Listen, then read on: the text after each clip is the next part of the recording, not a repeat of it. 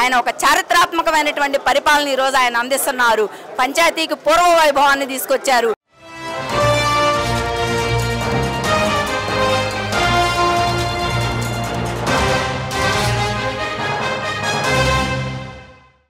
మీ పేరు? మిరియాల వెంకట సుబ్బమ్మండి, పల్నాడు జిల్లా నర్సాపేట కాన్స్టిట్యున్సీ. ఓకే, రీసెంట్గా చూసుకుంటే చిరంజీవి గారు ఒక ఆడియో లాంచ్లో అన్నారు, ఇంట్లో అందరు ఆడపిల్లలే అయిపోయారు, ఒక మగపిల్లాడు ఉంటే బాగుండు అని చెప్పేసి అని. దీన్ని అపోజిషన్ వాళ్ళు ఏమంటున్నారంటే ఆడపిల్లల్ని ఎందుకు అంత చులకనగా చూస్తున్నారు, ఆడపిల్లలు ఎందులో తక్కువ అని చిరంజీవి గారు అంటున్నారు. చిరంజీవి గారు ఎందుకు అలా మాట్లాడుతున్నారు అని అంటున్నారు కదా. ఖచ్చితంగా అండి, ముఖ్యంగా ప్రజలు తెలుసుకోవాల్సింది ఏంటంటే పవన్ కళ్యాణ్ గారు కానీ చిరంజీవి గారు కానీ ప్రజల్ని, అభిమానుల్ని, ప్రజల్ని వాళ్ళ కుటుంబ సభ్యులుగా వాళ్ళు భావిస్తారు. కాబట్టి ఏదైనా సరే వాళ్ళ మనసులో భావాల్ని స్వతంత్రంగా వాళ్ళు ప్రజలతో, అభిమానులతో పంచుకుంటూ ఉంటారు. ఇందులో తప్పే ఉందండి. చిరంజీవి గారు ఒక సెలబ్రిటీ కాబట్టి చిరంజీవి గారు అన్న మాటను వీళ్ళు తప్పుపడుతున్నారు. జనరల్గా ఒక కుటుంబంలో మనం ఉన్నప్పుడు, ఆ కుటుంబంలో అందరూ ఆడపిల్లలే ఉన్నప్పుడు సహజంగా మనం అనుకుంటాము ఒక మగపిల్లాడు కూడా ఉంటే బాగుంటుంది అని. అట్లాగే మరి అందరూ మగపిల్లలే ఉన్నప్పుడు మా ఇంటికి ఒక మహాలక్ష్మి కావాలి, ఆడపిల్ల ఉంటే బాగుంటుంది అనే విషయం సహజంగా అనుకునే మాటలయ్యి. మరి వీటిని కావాలని ప్రత్యర్థి వర్గాలు, వైసీపీ వాళ్ళు రాజకీయంగా వైసీపీ వర్గాలకు అలవాటేను. గతంలో కూడా వాళ్ళు వ్యక్తిగత అంశాలని తెర మీదకి తీసుకొచ్చి దాన్ని రాజకీయంగా రంగులు పులిమి చేసిన విషయం మనం అందరం చూసాము. ఎందుకంటే గతంలో వాళ్ళు చేసిందంట వ్యక్తిగత దోషంలో వ్యక్తిగత విమర్శలే. కాబట్టి ఖచ్చితంగా చిరంజీవి గారు ప్రజల్ని తన కుటుంబ సభ్యులుగా భావించి సహజంగా కుటుంబంతో ఏ విధంగా అయితే మనసులో భావాలు పంచుకుంటారు, అంతేగాని ముఖ్యంగా ఇంకో విషయం విమర్శించే శ్యామలా గారిని జనసేన తరపున మేము కూడా ప్రశ్నిస్తున్నాము. మరి జగన్మోహన్ రెడ్డి గారు, షర్మిల గారు ఇద్దరు రాజశేఖర్ రెడ్డి గారికి వారసులే. అలాంటప్పుడు ఎందుకని మరి జగన్మోహన్ రెడ్డి గారు పార్టీకి నాయకుడిగా ఉన్నారు, వైఎస్ఆర్సీపీ పార్టీకి అధ్యక్షులుగా ఉన్నారు. షర్మిల గారికి పార్టీలో సగభాగాన్నన్నా ఇవ్వచ్చు, లేదంటారా ఆ పార్టీకి ఆవిడనే వారసురాలుగా భావించి ఆవిడకే పార్టీ పగ్గాలు అప్పజెప్పొచ్చు. ముఖ్యంగా ఒకళ్ళ వైపు వేలెత్తి చూపించేటప్పుడు ముందు మన వైపు చూసుకుంటే మంచిది. దీన్ని ఖచ్చితంగా జనసేన పార్టీ తరపు నుండి మేము ఖండిస్తున్నాము. ఓకే, రీసెంట్గా అలానే చూసుకుంటే వంశీని అరెస్ట్ చేశారు కదండి, వల్లభనేని వంశీ గారిని. దీని మీద మీ అభిప్రాయం ఏంటి? ఖచ్చితంగా వంశీ గారు గతంలో ప్రభుత్వాన్ని, అధికారాన్ని అడ్డం పెట్టుకొని ఎంత దుర్మార్గంగా అధికార దుర్వినియోగం చేశాడో, అంతేకాదు ఒక ఆర్థిక మరి దోపిడీని, ఆర్థికంగా అతను ఎంత దోచుకున్నాడో, మరి వ్యక్తిగతంగా గతంలో చంద్రబాబు నాయుడు గారు, పవన్ కళ్యాణ్ గారు, మరి లోకేష్ గారు వీళ్ళందరి మీద ఎంత వ్యక్తిత్వ హననం చేశాడో. ముఖ్యంగా వంశీకి అలవాటైన విషయం ఏంటంటే రాజకీయాలతో సంబంధం లేనటువంటి మహిళల్ని కూడా రాజకీయాల్లోకి తీసుకొచ్చి మరి వాళ్ళను కూడా అనకూడని మాటలని ఆయన కుసంస్కారాన్ని ఆయన చూపించారు. ఖచ్చితంగా గన్నవరంలో వంశీ గారు చేసినటువంటి దోపిడీ, మరి ఆయన చేసినటువంటి దుర్మార్గాల వల్లే ఈరోజు మరి వంశీ అనే వ్యక్తి అరెస్ట్ కాబడ్డాడు. అంతేకాదు ఆ రోజు గన్నవరం తెలుగుదేశం పార్టీ కార్యాలయం మీద దాడి జరిగినప్పుడు ఖచ్చితంగా ఆ కార్యాలయం దాడికి ముఖ్య సూత్రధారి, పాత్రధారి వంశీ.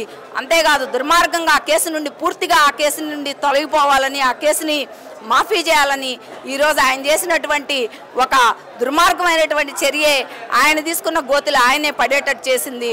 ఎందుకంటే ఆ రోజు రైటర్గా ఉన్నటువంటి సత్యవర్ధన్ అనే వ్యక్తి నేను ప్రత్యక్ష సాక్షిని అని కంప్లైంట్ చేసిన వ్యక్తి చేత ఇన్ని సంవత్సరాల తర్వాత మళ్ళీ అతన్ని ముందుకు తీసుకొచ్చి అతనే నాకేమీ సంబంధం లేదు, నేను ఆ రోజు ఆ ప్రదేశంలో లేనని వాంగ్మూలం ఇచ్చా అంటే ఖచ్చితంగా ఇది అతన్ని బెదిరించి భయపెట్టి అతని చేత బలవంతంగా ఇచ్చిన వాంగ్మూలం అని యావత్ రాష్ట్రానికి తెలిసింది. మరి ఆపరేషన్ సత్యవర్ధన్ పేరుతో చేపట్టిందే ఈరోజు వంశీ అరెస్ట్ కారణమైందని మనం ఖచ్చితంగా అనుకోవచ్చు. అదే జగన్మోహన్ రెడ్డి గారు అంటున్నారు కదండి 2.0 అంటే ఏంటో చూపిస్తాను, నా సత్తా చూపిస్తాను అంటున్నారు కదా.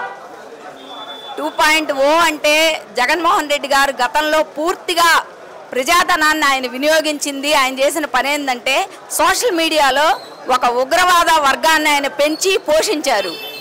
మరి ఆ పేటీఎం బ్యాచ్కి ఆయన ప్రజల సొమ్ముని మరి వాళ్ళకి జీతాల రూపంలో అందించి పూర్తిగా ప్రజాధనాన్ని దుర్వినియోగం చేశాడు. ఇప్పుడు కూడా 290 కోట్లతో ఆయన మరి సోషల్ మీడియాలో మరలా ఐపాక్ టీంతో ఆయన మాట్లాడుకున్నారు. ఇది ఖచ్చితమైనటువంటి సమాచారం. ముఖ్యంగా ఆ సోషల్ మీడియా ఉగ్రవాదుల్ని మళ్ళీ సోషల్ మీడియాలోకి దింపటమే 2.0 వర్షన్ జగన్మోహన్ రెడ్డి గారిది. ఎందుకంటే జగన్మోహన్ రెడ్డి గారికి పరిపాలన చేత కాదు. ఆయనకి రాష్ట్రాన్ని ప్రజల్ని బాగు చేయటం, రాష్ట్రాన్ని అభివృద్ధి చేయటం అనేది చేత కాదు. ఆయనకి తెలిసిందల్లా ఒకటే, ఏంటంటే సోషల్ మీడియాలో ఒక ఉగ్రవాద టెర్రరిజాన్ని సృష్టించి వ్యక్తిగతంగా మరి దూషణలు చేపించి మరి పరిపాలన చేసేటువంటి నాయకులు ఇప్పుడు ఈరోజు కూటమి ప్రభుత్వం ఎంతో చిత్తశుద్ధితో పరిపాలన చేస్తుంది. వాటిని తప్పుదోవ పట్టించి ప్రజల దృష్టి మరల్చాలన్నదే ఒక దుర్మార్గమైన ఆలోచన 2.0 వర్షన్. అంటే మీరేమంటున్నారంటే గతంలోనే అరాచకాలు ఇవన్నీ జరిగినాయి, గతంలోనే ఎక్కువ ఇబ్బందులు పడ్డారని అంటున్నారు కదా. కానీ అపోజిషన్ వాళ్ళు ఈ ప్రభుత్వమే దోపిడీ ప్రభుత్వం అయిపోయింది, ప్రజల దగ్గర దోచుకుంటున్నారు అని అంటున్నారు కదా. ప్రజల దగ్గర ఈ ప్రభుత్వం ఏర్పడిన తర్వాత మరి ప్రతి అడుగు ప్రజల కోసమే ఆలోచిస్తా, ప్రతి ఆలోచన రాష్ట్ర సంక్షేమం కోసమే చేస్తుంది. మొన్నే మనం చూసాం ఏ విధంగా కేంద్ర ప్రభుత్వం నుండి రాష్ట్ర అభివృద్ధికి మరి ఎంత భారీ ఎత్తున నిధులు కూటమి ప్రభుత్వం తీసుకొచ్చిందో.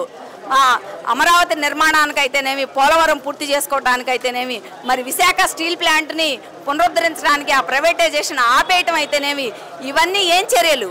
ఇవన్నీ సంక్షేమ చర్యలు కాదా? ఇవన్నీ రాష్ట్ర అభివృద్ధి చర్యలు కాదా? ఖచ్చితంగా ఇది యాంటీ మరి కూటమి వర్గాలు వైసీపీ చేస్తున్నటువంటి ఒక దుర్మార్గమైనటువంటి ప్రచారం. ఎందుకంటే ఈరోజు పంచాయతీరాజ్ గ్రామీణాభివృద్ధి శాఖ మంత్రిగా పవన్ కళ్యాణ్ గారు పల్లెలకి మరి పూర్తిగా మౌలిక సదుపాయాలు కల్పిస్తా, అది సమగ్రంగా అన్ని పల్లెలకి ఒకేసారి సదుపాయాలు అందే విధంగా ఆయన ఒక చారిత్రాత్మకమైనటువంటి పరిపాలన ఈరోజు ఆయన అందిస్తున్నారు. పంచాయతీకి పూర్వ వైభవాన్ని తీసుకొచ్చారు. ఈరోజు గ్రామ సర్పంచులకి స్వతంత్ర ప్రతిపత్తి కల్పించి మరలా వాళ్ళకి పునరుజ్జీవనం పోసినటువంటి వ్యక్తి పవన్ కళ్యాణ్ గారు. వీళ్ళకి మంచి కనిపించదు, చేసే మంచి పనులు కనిపించవు. ఎంతసేపున్నా మరి ప్రజల్ని పక్కదోవ పట్టించడానికి బురదల్లే ప్రయత్నాలు ఈ వైసీపీ వాళ్ళు చేసే ప్రయత్నాలు. ఒక మాటలో కూటమి ప్రభుత్వం గురించి ఏం చెప్తారు? ఖచ్చితంగా కూటమి ప్రభుత్వం ప్రతి ఆలోచన ప్రజా సంక్షేమం కోసం, ప్రతి అడుగు రాష్ట్ర అభివృద్ధి కోసమే చేస్తుంది. అధినాయకులు స్పష్టంగా చెప్పారు, కూటమి ప్రభుత్వం ఏర్పడిందే రాష్ట్ర ప్రయోజనాలు, ప్రజా ప్రయోజనాల కోసం.